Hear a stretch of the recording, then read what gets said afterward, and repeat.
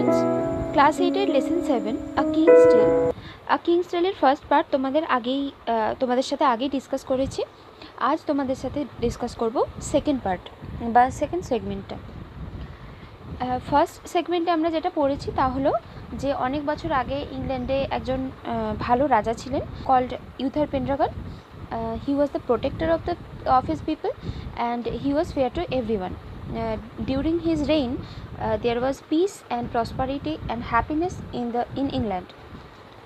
Now, after his death, his wife's death, his wife's name was Lady Igraine, and after their death, there were so many trouble, and Britain was torn by bitter rivalry. After that, একটা তাদের যে সন্তান Arthur সে আসে এবং তাকে sir এক্টরের বাড়িতে রাখা হয়, যাতে করে এক্টর ছিলেন একজন trustworthy, he was the loyal subject to the king. তার কাছে রাখা হয় বাচ্চাটিকে এবং স্যার এক্টর বলেন যে তাকে তিনি নিজের সন্তানের মতো লালন পালন করবেন, তিনি প্রমিস করেন। ওনাকে বাচ্চা দিয়ে মার্লিন এবং স্যার উলফিয়াস যারা বাচ্চাটাকে নিয়ে এসেছিলেন তারা চলে যান এবং তারপরে শিশুর বাল্যকালটা এইরকমভাবে দেখানো হয়েছে যে Britain was in the grip of lawlessness. তখন ব্রিটেন একটা অরাজকতার কবলে চলে গেছিলো এবং সেখানকার প্রজারা, চাষিরা, কারিগররা সবাই খুব অখুশি ছিল। এখান পর্যন্ত তোমরা পড়েছো, সেটা হচ্ছে ফার্স্ট পার্টে। সেকেন্ড পার্টটা শুরু করছি। Let's continue. In the home of Sir Ector, Arthur, the son of the late king, was spending his boyhood in happiness and safety. Sir Ector-এর বাড়িতে আর্থার, মৃত রাজার পুত্র, সে তার বাল্যকাল কাটাচ্ছিল খুশিতে এবং নিরাপত্তায়।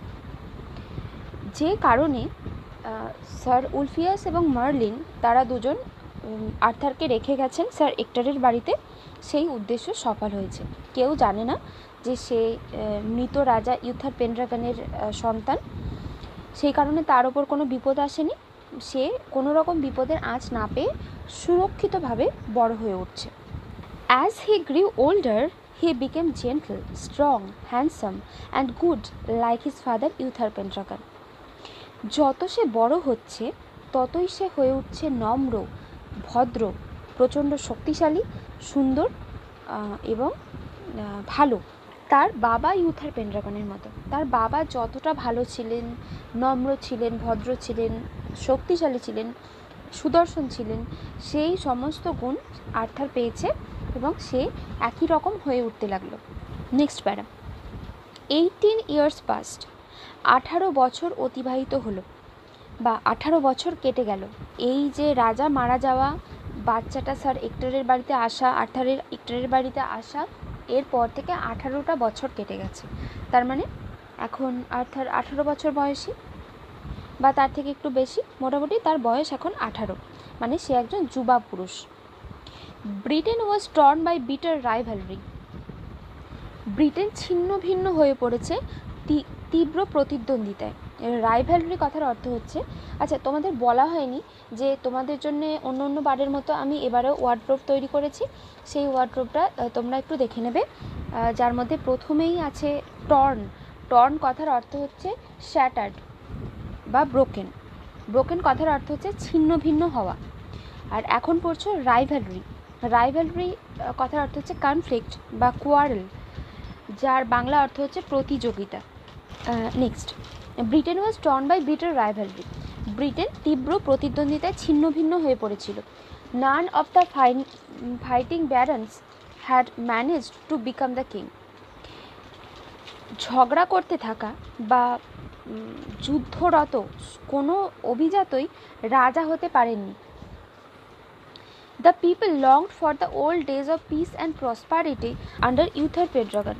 মানুষজন মানে অবশ্যই প্রজারা ইউথার পেন্ড্রাগনের অধীনে শান্তি আর সমৃদ্ধি, সেই সব পুরনো দিনগুলোর জন্য চাইতেন, মানে সেই দিনগুলো যেন ফিরে আসুক এরকমটা চাইতেন। লংড কথার অর্থ হচ্ছে দে এক্সপেক্টেড, দে অ্যাওয়েটেড।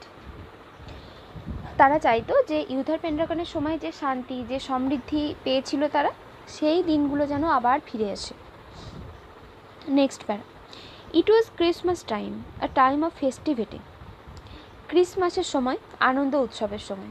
তোমরা জানো যে আমাদের এখানেও ক্রিসমাস বেশ ধুমধামের সঙ্গে পালন করা হয়।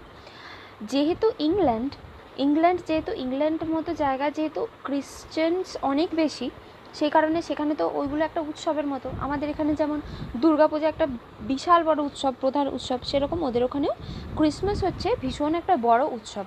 তো সেই জন্যে এই সময়টাকে বলা হচ্ছে time of festivity. But all around Britain, কিন্তু সমস্ত ব্রিটেনে বা সারা ব্রিটেন জুড়ে, people were hungry, cold and frightened. মানুষজন ছিল ক্ষুধার্ত, শীতার্ত এবং ভীত। মানুষজন, যেহেতু ক্রিসমাস টাইম, ক্রিসমাস তোমরা জানো কোন সময় হয়, 25 ডিসেম্বর। 25 ডিসেম্বর মানে এখানে কত শীত, আর ওইখানেও বেশ শীত। ওখানে তো সব সময়ই প্রায় শীতকাল, খুব কম সময় গ্রীষ্মকাল থাকে। তো ভীষণ শীতার্ত তারা, ক্ষুধার্ত কারণ খাবার দাবার পাচ্ছে না, অ্যান্ড ফ্রাইটেন্ড এবং ভীত কারণ হচ্ছে এমনিতেই তো আগেই পড়েছো যে Britain was torn by bitter rivalry. প্রচণ্ড তীব্র প্রতিদ্বন্দ্বিতায় তারা ছিন্ন ভিন্ন হয়ে আছে। তো যখন উঁচু গাছে দোলা লাগে, ঝড় লাগে, তখন নিচের গাছটা কি একদম থেমে থাকে? কাণ্ডটাও তো দুলতে থাকে। ঠিক সেই রকমভাবে যখন উপরের মহলটায় বা রাজায় যুদ্ধ হচ্ছে, তখন সব থেকে বেশি ভয় কাদের? প্রজাদের বা যারা যুদ্ধ করছে বা তাদের পরিবার, এই সমস্ত জায়গাগুলোতে তাদের বেশি ভয়। সেই কারণে তারা ভীত। বোঝা গেল এই তিনটের অর্থ, হাংরি কেন, কোল্ড কেন, ফ্রাইটেন্ড কেন। তারপরে দেখো, ওয়ান ডে ইন এ চার্চইয়ার্ড, একদিন এক চার্চের উঠানে বা গির্জার, চার্চ মানে গির্জার উঠানে বা প্রাঙ্গণে, গির্জা প্রাঙ্গণে। চার্চের সামনে বেশ খানিকটা ফাঁকা জায়গা থাকে, অনেক ফাঁকা জায়গা। সেই ফাঁকা জায়গাকেই বলা হয় চার্চইয়ার্ড, চার্চ সংলগ্ন প্রাঙ্গণ বা উঠান। People found a large stone on which was fixed a magnificent sword. সেই যে গির্জা প্রাঙ্গণে একটা বড় পাথর দেখতে পাওয়া গেল, যে পাথরে ছিল একটা উল্লেখযোগ্য, ম্যাগনিফিসেন্ট কথা অর্থ হচ্ছে যে গর্জিয়াস, জমকালো বা জেনারাস। ম্যাগনিফিসেন্ট সোর্ড, একটা তলোয়ার রাখা আছে। তলোয়ারটা ভীষণ সুন্দর, জমকালো একটা তলোয়ার। আপন দ্য স্টোন, সেই পাথরের উপরে, ইন গোল্ড লেটার্স, স্বর্ণাক্ষরে লিখিত আছে, মানে সোনার অক্ষরে লিখিত আছে। ওয়াজ ইনস্ক্রাইবড, খোদিত আছে, লেখা আছে না, খোদিত আছে। ইনস্ক্রাইবড কথার অর্থ কি? মানে এনগ্রেভড, খোদাই করা আছে বা ঠুকে লেখা, কিছু দিয়ে লেখা আছে। Whoever pulls out the sword বা is by right of birth the king of England. কি লেখা আছে? এই যে ইনভার্টেড কমার মধ্যে যে অংশটা আছে, এটা লেখা আছে। কি লেখা আছে? Whoever pulls out this sword, যেই এই তলোয়ারটা বের করে আনুক না কেন বা তুলে আনুক না কেন, is by right of birth, জন্মসূত্রে, দ্য কিং অফ ইংল্যান্ড, হচ্ছে ইংল্যান্ডের রাজা। যেই এটা তুলুক সে হচ্ছে রাজা বলে প্রমাণিত হবে। Immediately, the eager barons who longed to become the king jostled among themselves to lift the sword. সঙ্গে সঙ্গে যে সমস্ত ইচ্ছুক ব্যারনরা ছিল বা অভিজাতরা ছিল, যারা চাইতো রাজা হতে, তারা নিজেদের মধ্যে গুঁতোগুতি করতে লাগলো সেই তলোয়ারটাকে তোলার জন্য। গুঁতোগুতি মানে ধাক্কাধাক্কি করা। জসল্ট কথার অর্থ দেখতে পাচ্ছ ওয়ার্ড প্রবে পুশ, মানে ধাক্কা মারা। তো তারা নিজেদের মধ্যে মারামারি করতে লাগলো যাতে তারা সেই সোর্ডটা তুলতে পারে। নান সাকসিডেড, কেউ সফল হলো না। The sword রিমেন্ড fixed to the stone, সেই তলোয়ার স্টোনের সাথে ফিক্স করা রইল বা আটকেই রইল। It was Arthur at the age of 18 who succeeded in lifting the sword for the first time. কে তুলতে পারলো তাহলে? Who succeeded in lifting the sword for the first time? Arthur. It was Arthur, এটা ছিল Arthur, যে তার 18 বছর বয়সে সোর্ড বা তলোয়ারটা তুলতে সফল হলো। The barons were angry and disappointed. অভিজাতরা প্রচণ্ড রেগে গেল এবং হতাশ হলো। রেগে গেল কারণ হচ্ছে তাদের রাজা হওয়ার আশা একেবারেই ধূলিসাৎ হয়ে গেল। এত বছর ধরে চেষ্টা করছে, পারছে না, কিন্তু তাও যখন অন্য একজন সেই সুযোগটা পেয়ে গেল তখন তাদের রাগ হচ্ছে। একই কারণে তারা হতাশ, একই কারণে। দে ডিমান্ডেড এ টেস্ট। এই ব্যাপারটা কি করে হতে দেওয়া যায়? একটা মানুষ হঠাৎ করে এলো, তলোয়ারটা তুলে ফেললো বলেই কি তাকে রাজা হতে দেওয়া যাবে? একেবারেই দেওয়া যাবে না। সেই কারণে তারা বলল যে আমাদের একটা টেস্ট লাগবে বা আমরা একটা পরীক্ষা নেব। টেস্ট মানে হচ্ছে এখানে এক্সামিনেশন বা ট্রায়াল যাকে বলে। আপন আ ব্রাইট মে মর্নিং, একটা উজ্জ্বল মে মাসের সকালে, আ great trial took place in the presence of many people. অনেক মানুষের উপস্থিতিতে একটা পরীক্ষা হলো, বেশ জমকালো একটা পরীক্ষা হলো। There were the peasants, the craftsmen, the merchants, as well as the barons. সেই পরীক্ষার ক্ষেত্রে বা যেখানে পরীক্ষা হচ্ছে সেখানে কি ছিল? পেজেন্ট মানে ফার্মার বা চাষি, ক্রাফটসম্যান মানে হচ্ছে ওয়ার্কম্যান বা আর্টিজান, কারিগর যাদেরকে বলা হয়। ক্রাফটসম্যান মানে কারিগর, কর্মচারী, কারিগর যারা। দ্য মার্চেন্টস ব্যবসায়ীরা বা বণিকরা, as well as the barons, এবং তার সাথে সাথে অভিজাতরাও ছিলেন। ইন ফ্রন্ট অফ এভরিওয়ান, প্রত্যেকের চোখের সামনে, Arthur slender and young. Arthur যে কিনা ছিল স্লেন্ডার মানে ঋজুদেহী। ঋজুদেহী কথার অর্থ হচ্ছে দেখবে কারো কারো চেহারা হয় এমন যে তারা রোগা কিন্তু তুমি তাদের দুর্বল বলতে পারবে না, মানে বেশ শক্তিশালী। চেহারার মধ্যে এমন একটা ব্যাপার আছে যে রোগা হলেও তারা বেশ শক্তিশালী। এই রকম চেহারাকে বলা হয় ঋজু বা কৃশতনু। আমি রোগাটাও লিখেছি কিন্তু যে সেটা আমার লেখা ঠিক হয়নি, কারণ হচ্ছে স্লেন্ডার মানে ঠিক রোগা নয়, তাও সিনোনিম দেওয়ার জন্য থিন লেখা আছে, থিন রোগা লেখা আছে। তো আর্থার যে কিনা কৃশতনু এবং যুবক, লিফটেড দ্য সোর্ড ইজিলি, খুব সহজেই তলোয়ারটা তুলে ফেলল। The crowd held him as the king, জনগণ তাকে রাজা বলে আবাহন করলো। হেল মানে হচ্ছে ওয়েলকাম করা বা অ্যাড্রেস করা, সম্বোধন করা কাউকে, তাকে বলা হেল। রাজা হিসেবে মেনে নিল। রাজা হিসেবে কেন মেনে নিল? কারণ ওই স্টোনে লেখাই ছিল যে যে তুলতে পারবে সেই রাজা। তো যেহেতু এত বছর ধরে, এই 18 বছর ধরে মানুষজন এই রাইভ্যালরির শিকার হয়েছে, প্রচণ্ড তারা বিরক্ত হয়ে গেছে, একদম ডিসঅ্যাপয়েন্টেড হয়ে গেছে এই ব্যাপারটা নিয়ে, তো তারা নিজেরাই এই ব্যাপারটা থেকে মুক্তি চাইছে এবং যেই একজনকেও তলোয়ারটা তুলে ফেলেছে তারা ঠিক করে নিয়েছে হ্যাঁ এটাই আমাদের রাজা। After becoming the king of England, Arthur's first duty was to secure piece in England. ইংল্যান্ডের রাজা হওয়ার পরে আর্থারের যে প্রথম দায়িত্ব বা কর্তব্য ছিল সেটা হচ্ছে ইংল্যান্ডে শান্তি সুনিশ্চিত করা বা শান্তি যেন বজায় থাকে সেইটাই যেন থাকে সেটা দেখা। হি ওয়াজ হেল্পড বাই ওয়াইজ মার্লিন, তাকে কে সাহায্য করলেন? সেই বিজ্ঞ মার্লিন, যাকে কিনা ছোটোবেলায় মার্লিন দিয়ে এসেছিলেন কোলে করে স্যার হেক্টরের বাড়িতে। সেই মার্লিন এখনও তার সাথ দিয়ে চলেছেন, সেই বিজ্ঞ মার্লিন তাকে হেল্প করেছেন বা সাহায্য করছেন। লাইক হিজ ফাদার, তার বাবার মতো, Arthur was concerned about the good of the common people. বাবা ইউথার পেন্ড্রাকারের মতোই আর্থার কিন্তু সাধারণ মানুষ, কমন পিপল মানে সাধারণ মানুষ, তাদের ভালো মন্দের দিকে বেশি নজর দিল। King Arthur fought battles so that no one could illtreat the humblest of the subjects. রাজা আর্থার যুদ্ধ জয় করতে লাগলেন বা যুদ্ধ করতে লাগলেন যাতে করে কেউ তার সাবজেক্টস বা প্রজাদের একটুখানিও ক্ষতি না করতে পারে। হাম্বলেস্ট মানে এখানে ভদ্র সভ্য এরকম নয়, হাম্বলেস্ট মানে একটুকুও, মানে একটুখানিও যেন ক্ষতি না করতে পারে। ইল ট্রিট মানে হচ্ছে খারাপ ব্যবহার করা বা ট্রিট ব্যাডলি, ব্যাড ট্রিট করা, কেউ যাতে তার প্রজাদের একটুখানিও ইল ট্রিট না করতে পারে তার জন্য তিনি যুদ্ধ করতে লাগলেন। King Arthur had lost his royal sword in A battle, সেই যে রাজকীয় তলোয়ার সেটা তিনি একটা যুদ্ধক্ষেত্রে হারিয়ে ফেলেন, যেটা তিনি তুলে রাজা হয়েছিলেন, একটা যুদ্ধক্ষেত্রে হারিয়ে ফেলেন।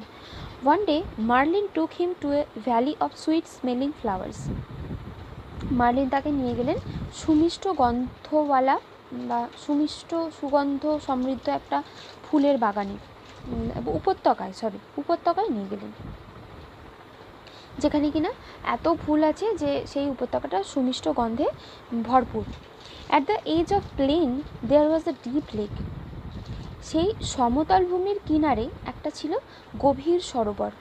এবার সমতল ভূমি মানে হচ্ছে একটা উপত্যকাটা তো পুরোটা ঢালু নয়, যেখানে সমতল ভূমি তার ঠিক ধারে একটা গভীর হ্রদ আছে বা বলতে পারো সরোবর আছে।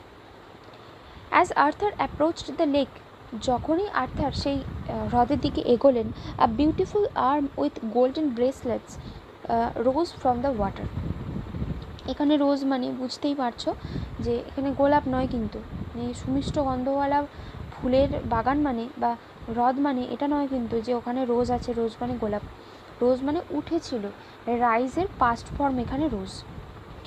যখন তিনি ওই সরোবরের দিকে এগোচ্ছেন, a beautiful arm with golden bracelets, একটা হাত, সুন্দর হাত, সেই সুন্দর হাতটায় আছে কি সোনালি বালা বা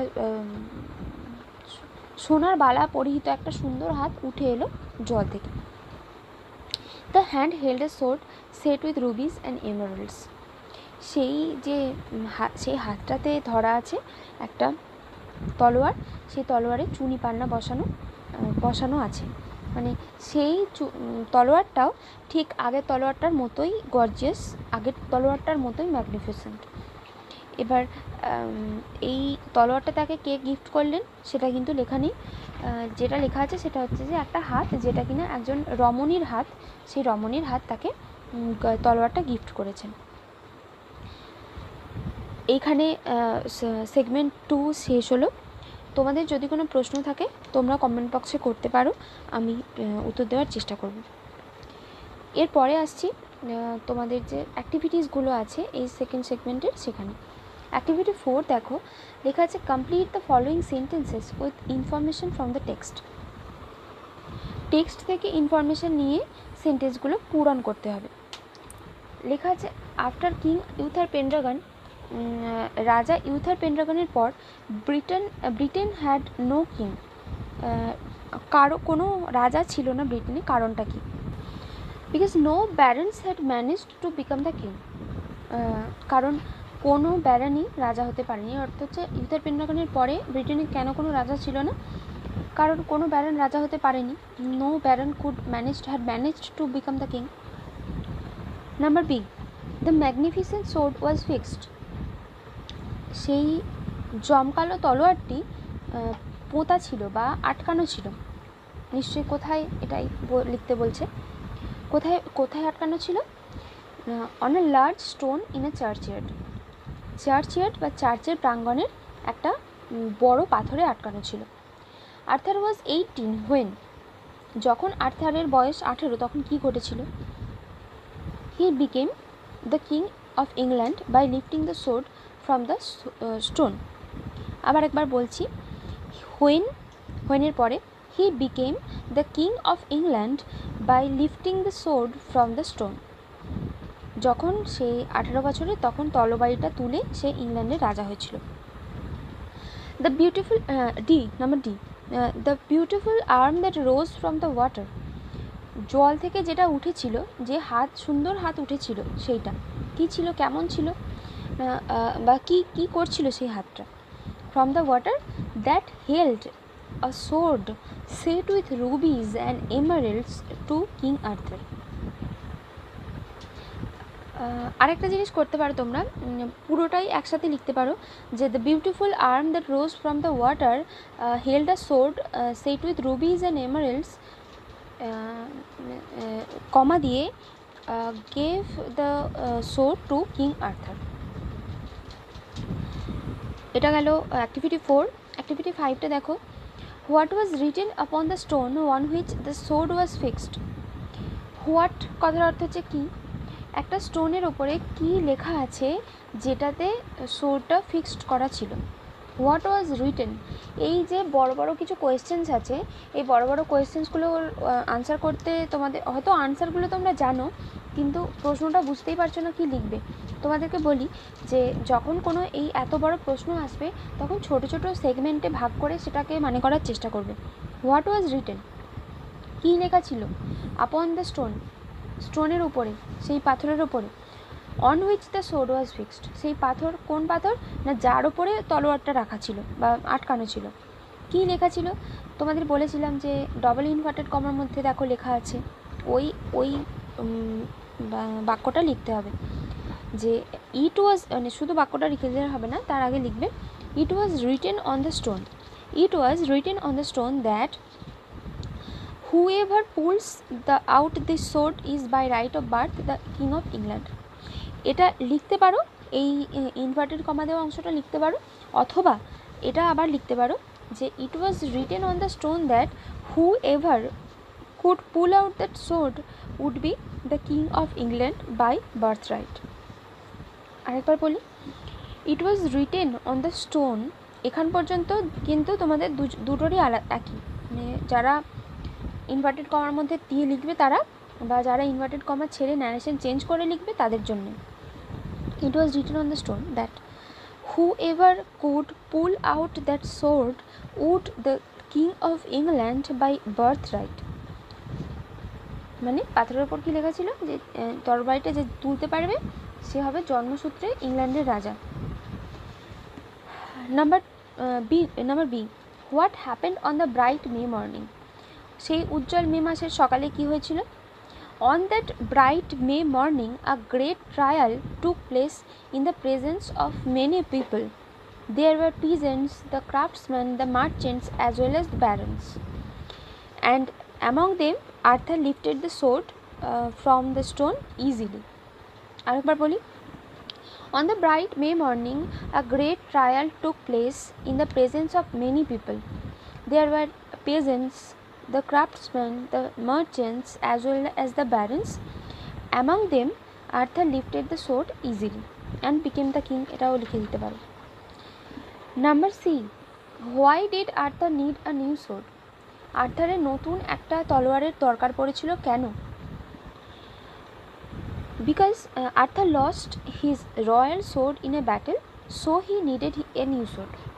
আরেকবার বলি, Arthur lost his royal sword in a battle, so he needed a new sword. এখানে নিড আছে, উত্তরে নিডেড বললাম কেন? কারণ হচ্ছে যখন কোয়েশ্চেনে ডিড থাকে, ডিড কথার অর্থ হচ্ছে কোয়েশ্চেনে যখন ডিড আছে তার সাথে যে ভার্ব আছে, দেখো ভার্বটা কিন্তু প্রেজেন্ট টেন্সে আছে। ডিড থাকা মানেই সেটা তার সাথে যে ভার্ব থাকবে সেটা প্রেজেন্ট টেন্স। যখন তার আনসার করছো তখন নিশ্চয়ই সেই আনসারটা বদলাবে, ডিডটা উঠে যাবে, কারণ ডিড তো কোয়েশ্চেন মার্কের অন্তর্গত, হোয়াইয়ের সাথে ডিড আছে। তো সেইটা যখন চেঞ্জ হবে, did plus need equals to needed. ঠিক এরকমভাবে অন্য অন্য ভার্ব ফর্মগুলোরও কিন্তু এই একই অবস্থা হবে। যখনই কোয়েশ্চেনে ডিড থাকবে তার সাথে ভার্বটা যখন করবে তখন পাস্ট ফর্মটাই লিখবে। এইটা একটু খেয়াল রাখবে, কারণ এটা খুব ছোট্ট একটা জিনিস, কিন্তু খুব ভুল হয় অনেকেরই। হয়তো তোমরা অনেকেই জানো, কিন্তু লেখার সময় একটু ভুল হয়ে যায়, এটা একটু খেয়াল রেখো। তো এখানেই গেল আমাদের সেকেন্ড সেগমেন্ট বা second part of the story a king's tale. আশা করি ভালো লেগেছে। যদি ইউজফুল লাগে তাহলে কমেন্ট বক্সে জানিও, যদি কোনো কোয়েশ্চেন্স থাকে তাহলেও জানিও। আগের সেগমেন্ট যখন পড়িয়েছিলাম বলেছিলাম যে অ্যাক্টিভিটি 3টা আমি বলছি না, তোমাদের যেটা মনে হবে তোমরা লিখবে, লিখে কমেন্ট বক্সে শেয়ার করো। তারপরে যদি আমার মনে হয় যে না কেউ ঠিকঠাক লিখতে পারছো না, তখন আমি আনসার প্রোভাইড করব। Thank you for watching. পরের সেগমেন্ট নিয়ে খুব তাড়াতাড়ি ফিরে আসছি। পরের সেগমেন্ট মিন্স আ কিংস টেলের যে থার্ড পার্ট বা থার্ড সেগমেন্ট, সেটা নিয়ে ফিরে আসছি। থ্যাংক ইউ, ভালো থেকো সকলে।